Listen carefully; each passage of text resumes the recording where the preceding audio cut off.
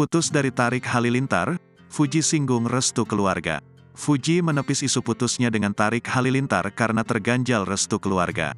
Diketahui selama ini Fuji dituding tidak mendapat restu dari orang tua Tarik Halilintar, yakni Gen Halilintar. Terkait hal tersebut, Fuji menerangkan alasan putusnya dengan Tarik Halilintar bukan karena tak direstui oleh keluarganya.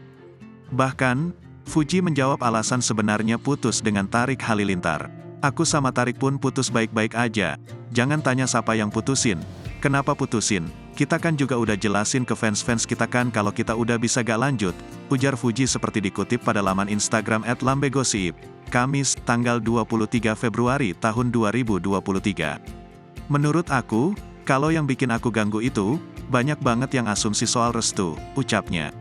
Putri bungsu Haji Faisal itu juga menegaskan hubungannya berakhir bukan karena restu.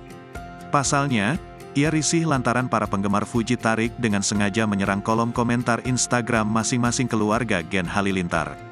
Kita masih berhubungan baik, berteman baik, dan gak ada hubungannya sama keluarga Tarik, jadi tolong jangan disangkut pautin.